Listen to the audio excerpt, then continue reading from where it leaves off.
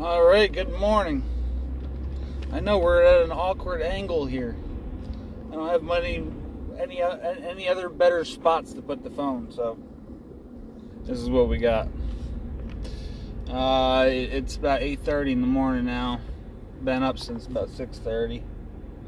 Could have left a little sooner. South 12th Street, then turn left onto South 12th Street.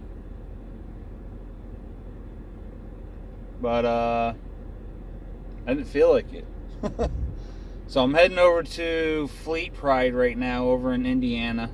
It's about 8 miles up the road or something like that. So we're gonna get up there. We're gonna get a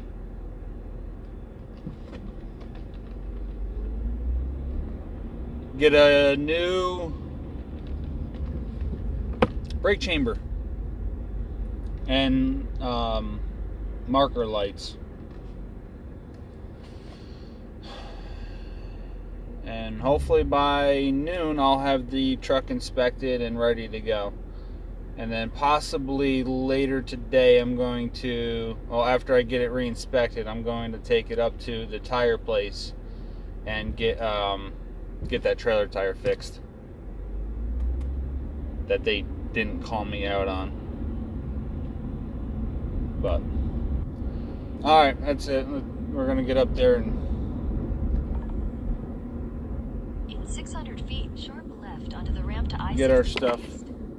Alright, so we're back in the car again. I've just been too busy to bother picking up the phone. So far we went to Fleet Pride once, and I was completely confused. I had no clue what the heck I was doing. So my plan was to, well, then I ran over to Freightliner and I bought the marker lights. I already put them on. I changed, they came out with a new style, so the other ones were pretty much no good anymore. So I took the other 4 off because I already had the one replaced. I took the 4 off and replaced those ones, even though a couple of them were still working fine.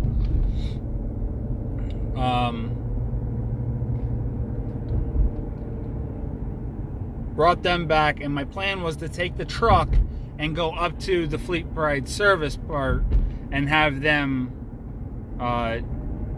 just have them change out the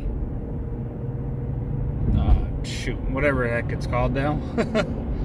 Yeah, I'm drawing a blank. The brake drum. Not the brake drum,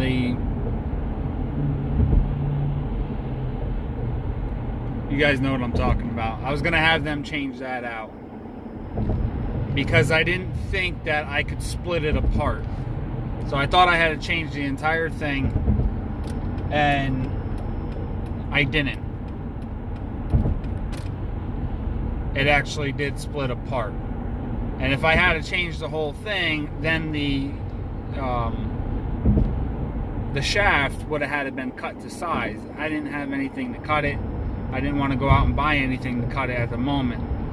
So I was just going to pay the $100 or whatever it was to get them to put it on for the labor.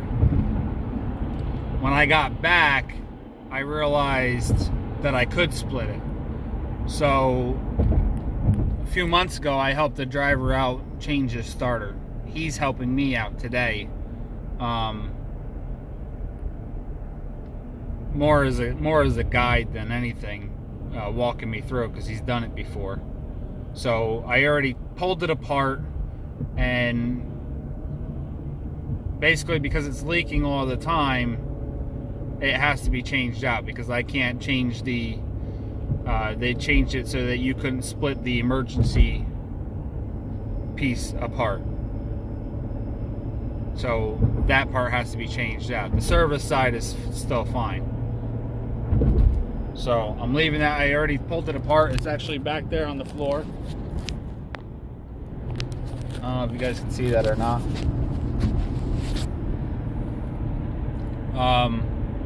And now I'm heading back to Fleet Pride to get the new one. and we'll see where it goes from there. And I'll explain it better later once it's once I get back. I'll show you guys how it looks pulled apart, and then I'll show you what I actually did. So we'll see you in a few. All right, here we are. Here's the old one, and then there's the new one. They call it a piggyback. It's just the front part of the brake chamber, back part of the brake chamber, however you want to look at it. To me, it's the front part.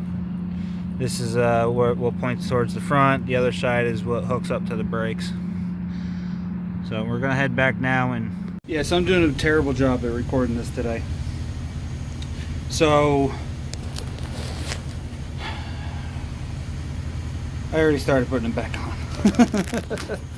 Alright, so here's what we got so far. All I did was put this piece here, black and silver, and the gold. That's all brand new right there. And they got you can see the rubber inside there. That's the new diaphragm. Gotta get repositioned here. This part here, the black, that's still the original. You know, the black, the arm that goes back here, that's all original. So this I didn't change. The only thing I changed was here. I guess they call it a piggyback.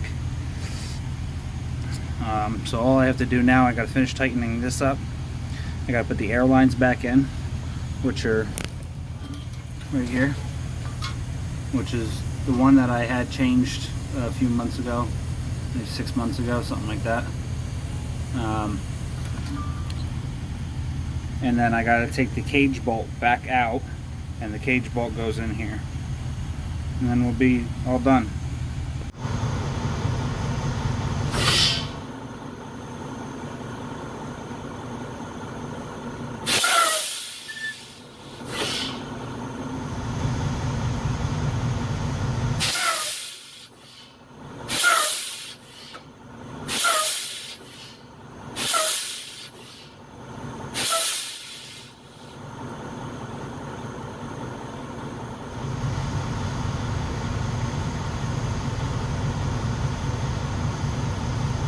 Alright, so everything's done, put back together, checked everything, tightened the brakes back up, and now I'm sitting here at the inspection bay.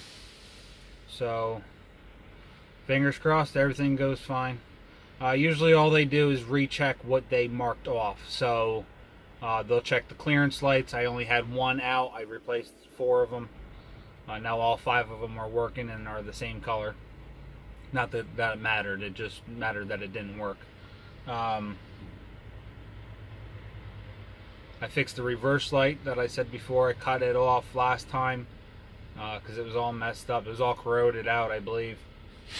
Yeah, that's what was wrong with it. It was corroded.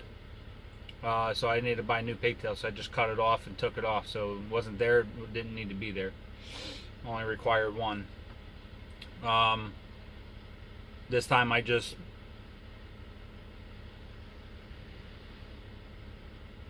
pried open the prongs a little bit so that they had more pressure when they're plugged in, and just plugged it back in, and that should be fine. I'll check on it in a couple days. Well, I'll keep an eye on it over the next couple days that I drive and make sure that it stays together.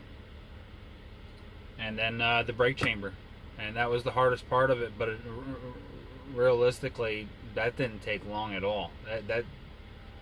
It didn't take nothing to do that. So that's it. We're going to just waiting for it to be my turn. That's what it looks like. 2 trucks at a time. They pull us in, they do their inspection. That's all it's here for. Alright, so as of right now, we have our inspection stickers for the next 6 months. They didn't even check the right chamber. I changed the right chamber. They rechecked the wrong chamber, but the chamber's good, so it doesn't matter. So everything's passed. We got a new hat, which is around my GPS, so I'm gonna leave that there. I got new pens and stuff. They took a bunch of pictures. I don't know what the pictures were for, but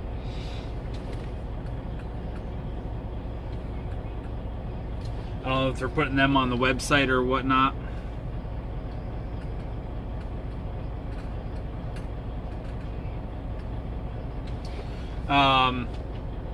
And then I just got off the phone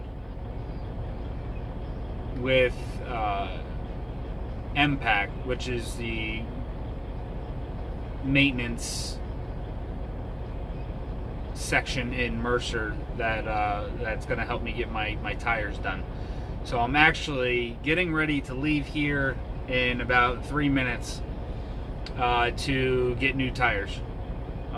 Getting all new 8 drives. All eight drives are getting replaced, and my one trailer tire. It's been like 3 weeks since I found that crack, and I've been pushing to hold off because I planned on taking the one trailer tire that's on my drives. I planned on taking that trailer tire and putting it on the trailer to replace that bad tire. Well, they're 2 different sizes, so I can't do that.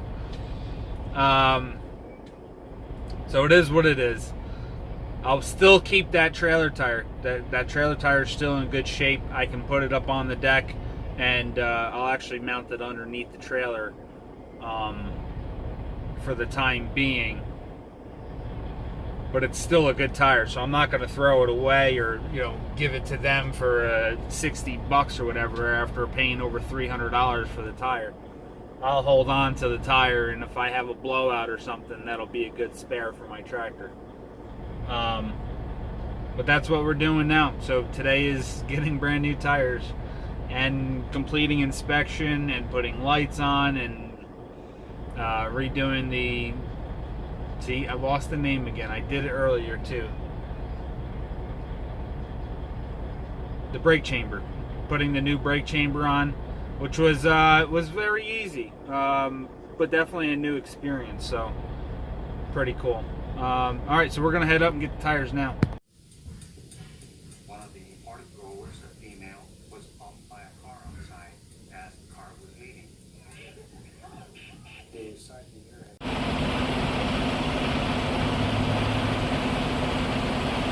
Oh yeah.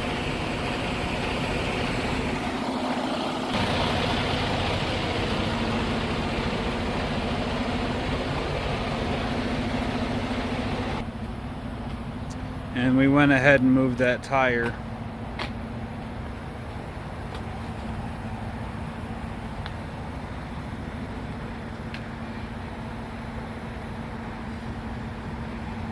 So we are all done. And I am one happy son of a bitch.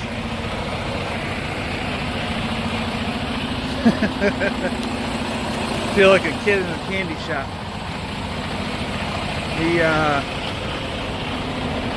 Hang on. Alright, I wasn't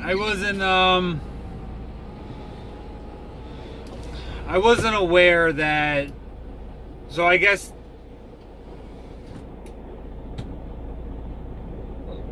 I was gonna have a Michelin put on the trailer, but the Michelin was freaking huge. I mean, the tread was way too much. So I would have had to either put 2 new trailer tires on there, or I would have had I was gonna go for a used tire. And then I told him, I said, well, I was gonna put the trailer tire that I have on the drives, I was gonna put that on the trailer. I said, but the sizes are different.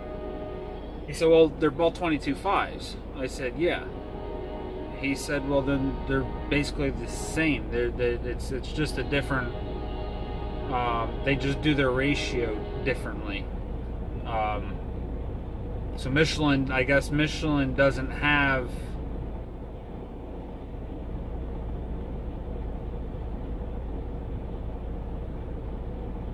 something like that. I don't remember exactly how it goes, but when it comes down to it, that tire fit on the trailer, so I didn't have to buy that tire. So I only had to buy the eight new trailer tires. So I'm good. I had to pay the extra mountain balance, which was an extra Mount, dismount, wheel change, $7.50 each. Quantity, $11 each, $21, wheel balance and unbalance. I think it was $21 a piece. So I had to pay $21 mount and dismount for the 9 tires, but I only had to buy 8 tires because I still had that trailer tire. So basically all I'm saying is it's a good thing that I waited to change that trailer tire until now when I got my drive tires done. But I'm 100% happy now. I got it done here in Jeffersonville, Indiana, at the Best One Tire. It's actually, might say it right here on my paper. Yeah, S&R Truck Tire Incorporated, also known as Best One Tire. And of course I went through Mercer's program, so I got a discount and everything. Ended up going with Yokohama's. As long as these things treat me good. Same thing with the steer tires. If they last me a while, then I'll go with them again. Same thing, you know, now with the Yokohamas, I'll do the same thing. If they last me a while, I really don't care about the name on the tire. As long as they do good, that's all I care about. I'd rather spend less money on the tire and get the same amount of time out of them. So anyway, now we're going to head back down to the yard. I have a load for Monday, so I'm going to be sitting at the yard all weekend. Possibly leave Sunday evening. I got about a 90-mile deadhead over to, I forgot what town it is. Let me see. Okay, it's picking up in Winchester, Kentucky. It's a no tarp load, paying $2,500 going up to northern Vermont, which I'll probably take a cheap lumber load to get out of there. That's all I got for right now. I'll give you guys more details tomorrow. Sorry, lost some more memory, but anyway, like I said, I'll give you guys more details tomorrow. I hope everybody had a great weekend, and yeah, that's it for today. We're gonna head back down to the yard and probably take the van or the car back to get some stuff at Walmart or something. But thanks for watching, guys. Stay safe, and we will see you tomorrow. Later.